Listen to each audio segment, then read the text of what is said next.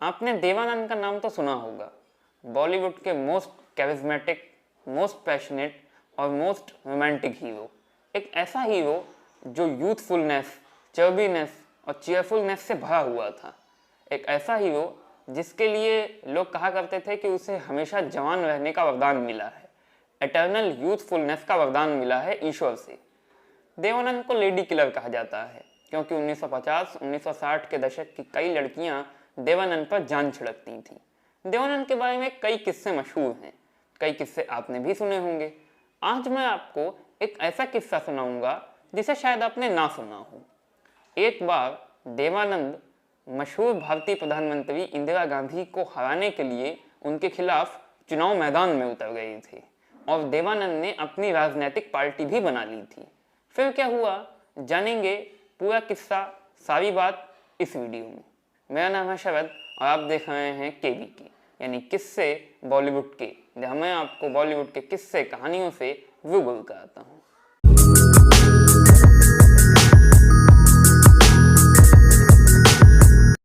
25 जून 1975 ये दिन भारत के इतिहास में बड़ा महत्वपूर्ण है क्योंकि इसी दिन भारत की तत्कालीन प्रधानमंत्री श्रीमती इंदिरा गांधी ने पूरे देश में इमरजेंसी लगा दी थी।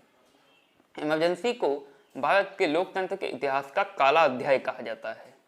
जब इंदिरा गांधी ने पूरे देश में इमरजेंसी लगाई तो देश के बड़े बड़े राजनेताओं से लेकर देश के छोटे छोटे राजनेताओं ने इंदिरा गांधी का जम के विरोध किया।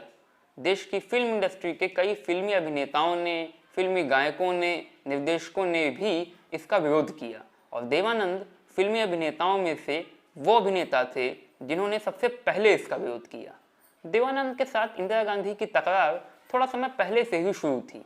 दरअसल जब इंदिरा गांधी ने इमरजेंसी लगाई तभी कुछ समय बाद सरकार ने देवानंद से कहा कि वो ऑल इंडिया रेडियो पर संजय गांधी की तारीफ में कुछ शब्द कहें, संजय गांधी के लिए कुछ अच्छे शब्द कहें, जिसके लिए देवानंद ने मना कर दिया।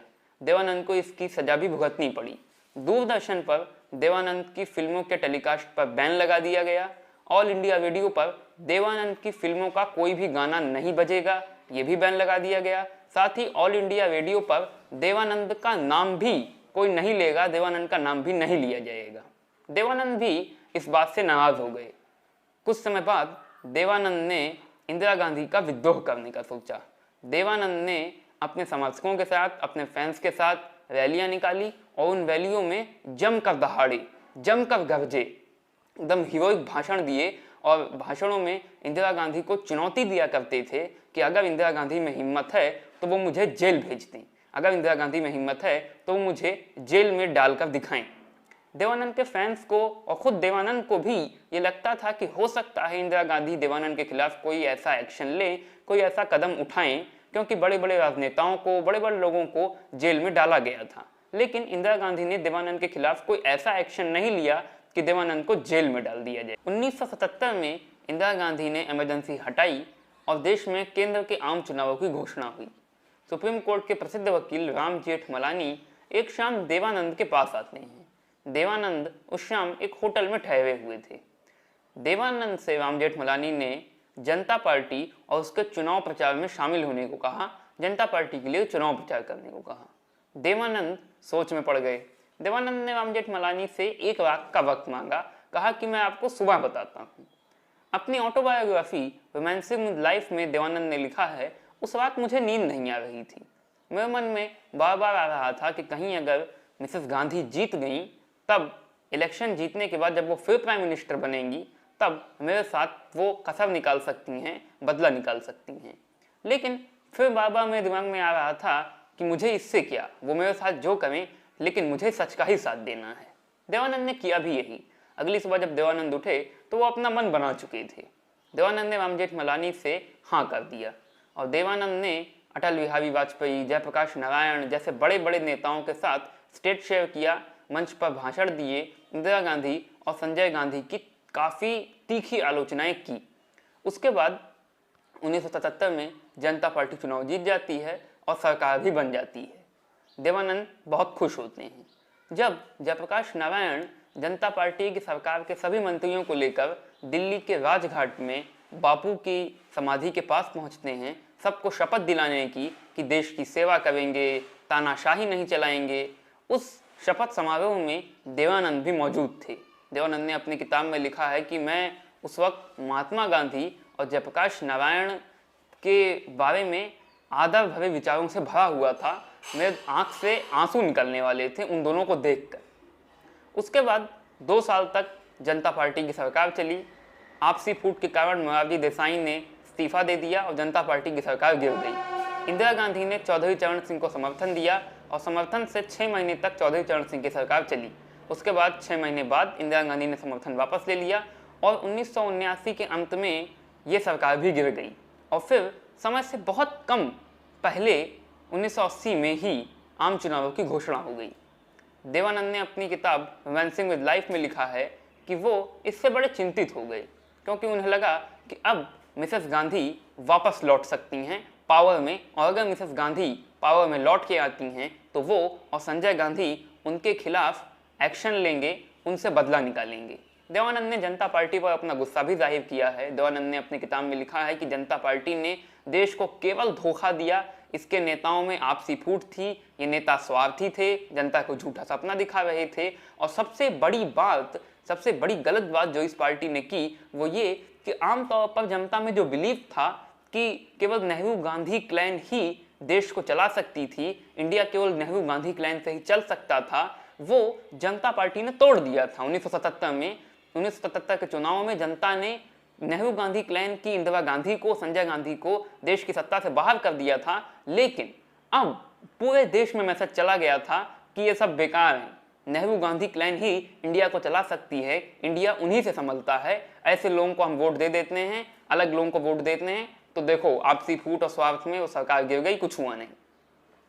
देवानंद ने अपनी किताब रोमांसिंग विद लाइफ में लिखा है कि एक शाम वो कॉफी शॉप पर बैठे थे और अपने कुछ परिचितों से बात कर रहे थे देश की पॉलिटिकल सिचुएशन पे और इस बारे में कि अब क्या हो सकता है। तब तक अचानक उनके दिमाग में एक विचार आया, एक आइडिया, एक न्यू आइडिया। क्यों नहीं देश की बुराई को खत्म करने के लिए और देश की भलाई करने के लिए एक पॉलिटिकल पार्टी बनाई जाए। 4 सितंबर 1979 को देवानंद ने मुंबई के ताज होटल में एक पीसी की और उस पीसी में अपनी राजनीतिक पार्टी बनाने का ऐलान किया। देवानंद ने अपनी पार्टी का नाम रखा NPI, यानी कि नेशनल पार्टी ऑफ इंडिया, भारतीय राष्ट्रीय पार्टी, और उसके पहले अध्यक्ष बने देवानंद। देवानंद की पार्टी को अपना समर्थन देने के लिए बॉलीवुड के बड़े बड़े डायरेक्टर्स GP सिप्पी, रामानंद सागर, बड़े बड़े एक्टर्स हेमा मालिनी, धर्मेंद्र आए हुए थे। देवानंद अपने समर्थकों से कहा करते थे कि अगर MGR तमिलनाडु में जादू बिखेर सकते हैं तो मैं भी पूरे देश में जादू बिखेर सकता हूँ। देवानंद ने NPI की पहली रैली मुंबई के शिवाजी पार्क में की। शिवाजी पार्क में उस रैली में काफ़ी भीड़ आई, जिस रैली से देवानंद का कॉन्फिडेंस बढ़ा। उन्हें लगा कि देश उनकी पार्टी में इंटरेस्टेड है, उनके विजन में इंटरेस्टेड है। देवानंद ने अपनी किताब रोमांसिंग विद लाइफ में लिखा है कि इंदिरा गांधी उस वक्त मुंबई में ही थी अपने चुनाव प्रचार के काम में। इंदिरा गांधी ने देवानंद के पास ये मैसेज भेजा कि क्या वो इंदिरा गांधी के साथ हाथ मिलाना पसंद करेंगे, जिसे देवानंद ने रिजेक्ट कर दिया, ये कहते हुए कि एक ऑटोक्रेट के साथ, एक तानाशाह के साथ हाथ मिलाने की बात मैं सोच भी नहीं सकता। देवानंद के समर्थकों में विजय लक्ष्मी पंडित भी थी, जो कि पंडित जवाहरलाल नेहरू की बहन थी। इस पार्टी का मुख्यालय मुंबई के राजकमल स्टूडियो में बनाया गया। हालांकि इस पार्टी का सारा कामकाज मुंबई में देवानंद के ऑफिस से ही होता था। देवानंद ने अपनी किताब रोमांसिंग विद लाइफ में देश को लेकर अपना विजन लिखा है, देश को लेकर अपना ब्लूप्रिंट लिखा है, जिस ब्लूप्रिंट के अकॉर्डिंग ही वो एक्शन करते अगर उनकी सरकार बनती। देवानंद ने लिखा है, क्यों नहीं भारत के सारे गांव छोटे छोटे शहरों में तब्दील हो जाते जहां पानी और बिजली भरपूर मात्रा में हो। सोसाइटी में नए सोशल नॉर्म्स को सेट किया जाए, इंटरनेशनल ट्रेंड्स को सोसाइटी में सेट किया जाए, सोसाइटी में वो ट्रेंड्स बनाए जाएं, लड़के और लड़कियों में किसी प्रकार का भेदभाव ना हो। धोती से देवानंद को खासतौर से समस्या थी। देवानंद के मुताबिक धोती एक पुराना ओल्ड ट्रेडिशनल लूज गारमेंट है, जो कि जब हवा चलती है तो उड़ने लगता है, जिससे सड़क पर एक अश्लील दृश्य उत्पन्न हो जाता है। कोई भी आपकी धोती खींचकर आपको कभी भी नंगा कर सकता है। इसलिए देवानंद के मुताबिक उनके ब्लूप्रिंट में यह था कि अगर वो सरकार में आते हैं तो धोती को पूरे इंडिया में बैन कर देंगे और सबके लिए ट्राउजर्स मस्ट कर देंगे, चाहे वो लड़का हो, लड़की, आदमी हो या औरत, वर्किंग क्लास आदमी हो या बिजनेस क्लास, कोई भी हो, धोती कोई नहीं पहनेगा, केवल ट्राउजर पहने जाएगा। सभी को उनकी मातृभाषा के साथ साथ हिंदी और अंग्रेजी जरूर पढ़ाई जाएगी। कुली, किसान, मजदूर ये सब कार में घूमेंगे और अच्छे खासे तरीके से पढ़े लिखे होकर आपस में बातचीत किया करेंगे। ये देवानंद ने लिखा है कि उनका ये एक यूटोपियन विजन था जिसके अकॉर्डिंग वो एक्शन करते, जिसे पूरा करते अगर वो सरकार में आते, अगर वो राजनीति में आते। देवानंद को धीरे धीरे अच्छा समर्थन मिलने लगा, जिसके कारण देवानंद को कॉन्फिडेंस था कि लगता है देश में उनका जादू वाकई चलने लगा है। लेकिन तभी मुड़ मुड़ाते ओले पड़े। सबसे पहले विजय लक्ष्मी पंडित और नानी पालकीवाला ने लोकसभा का चुनाव लड़ने से मना कर दिया। दरअसल देवानंद के दिमाग में था कि नानी पालकीवाला जो प्रसिद्ध न्यायविद अर्थशास्त्री थे और विजय लक्ष्मी पंडित जो कि पंडित जवाहरलाल नेहरू की बहन थी, इन दोनों को लोकसभा का टिकट दे दिया जाए, क्योंकि देवानंद को उम्मीद थी कि नानी पालकीवाला प्रसिद्ध न्यायविद अर्थशास्त्री हैं, जिसके कारण लोग उन्हें वोट दे देंगे, और विजय लक्ष्मी पंडित पंडित जवाहरलाल नेहरू की बहन है और इंदिरा गांधी ने अभी इमरजेंसी लगाई थी, जिस कारण लोग उनसे खफा हैं, गुस्सा है। तो एक तरह से विजय लक्ष्मी पंडित के प्रति लोग इमोशनल हो जाएंगे, सिंपैथी हो जाएगी। कुछ ही साल पहले पंडित जवाहरलाल नेहरू का निधन हुआ है, जिसलिए विजय लक्ष्मी पंडित भी जीत जाएंगी, इसलिए 2 सीट तो कंफर्म हो जाएंगी और ये 2 सीट पे जो उम्मीदवार खड़े हैं ये भी पॉपुलर हैं। लेकिन विजय लक्ष्मी पंडित ने चुनाव लड़ने से मना कर दिया। उन्होंने कहा कि मैं लोकसभा का चुनाव नहीं लड़ूंगी। नानी पालकीवाला ने भी यही किया। नानी पालकीवाला ने देवानंद के पास एक रिटन मैसेज भेजा और उसमें उन्होंने देवानंद से कहा कि मैं राज्यसभा का चुनाव लड़ने का इच्छुक हूँ, लेकिन निचले सदन का लोकसभा का चुनाव लड़ने का इच्छुक नहीं हूँ। एनपीआई की फंडिंग की भी समस्या हो गई, क्योंकि शुरू में कुछ बड़े उद्योगपतियों ने कहा था कि वो एनपीआई के लिए फंडिंग करेंगे, लेकिन अब वो अपने हाथ धीरे धीरे खींचने लगे। तो एनपीआई की फंडिंग कहाँ से हो? 500 से अधिक लोकसभा सीटें थीं और अब इन सभी लोकसभा सीटों के लिए उम्मीदवार खड़े करना भी मुश्किल हो गया, उम्मीदवार ढूंढना भी मुश्किल हो गया। खड़ा कौन हो? अगर चुनाव नहीं लड़ेंगे तो जीतेंगे कैसे, और जीतेंगे नहीं तो सरकार बनेगी कैसे? देवानंद ने अपनी पार्टी के कुछ लोगों से बात की कि जो हमारा मैनिफेस्टो है हमें उसे पब्लिक को बताना चाहिए। देवानंद ने उस मैनिफेस्टो को प्रेस में रिलीज कर दिया। वो मैनिफेस्टो देवानंद ने अपने ही विजन के हिसाब से बनाया था, लेकिन मैनिफेस्टो रिलीज करने के बाद देवानंद को पता लगा कि उनके कुछ विजन्स में पार्टी के कुछ लोगों ने कुछ संशोधन कर दिए थे, कुछ बदलाव कर दिए थे, जिस कारण से वो पूरा मैनिफेस्टो ही जैसा देवानंद ने सोचा था अब वैसा नहीं रह गया था, बदल चुका था। धीरे धीरे पार्टी के लोगों में सुस्ती दिखाई देने लगी, उत्साह की कमी दिखाई देने लगी। पार्टी में नए लोग भर्ती नहीं हो रहे थे, पुराने छोड़ छोड़ कर जा रहे थे, सब ठंडे थे। देवानंद ने अपनी किताब रोमांसिंग विद लाइफ में लिखा है कि सभी लोगों का उत्साह ठंडा देखकर मेरा भी उत्साह ठंडा पड़ गया। चुनाव में सिर्फ 5-6 हफ्ते बचे हुए थे, हमारे उम्मीदवार तय नहीं थे, पार्टी में नए लोगों की भर्ती नहीं हो रही थी, पार्टी अच्छे से कामकाज नहीं कर रही थी, फंडिंग नहीं हो रही थी, कुछ भी नहीं हो रहा था, तो हम कैसे चुनाव लड़ सकते थे? इसलिए अंत में मैंने एनपीआई को खत्म कर दिया। एक महान विचार ने साकार रूप लेने से पहले ही दम तोड़ दिया। तो ये वीडियो यहीं तक। इस वीडियो में मैंने आपको बताया कि देवानंद इंदिरा गांधी को हराने के लिए उनके खिलाफ चुनाव मैदान में उतर गए थे। उन्होंने अपनी पार्टी बना ली थी जिसका नाम था नेशनल पार्टी ऑफ इंडिया। सोचिए अगर देवानंद भारत के प्रधानमंत्री बन जाते तो?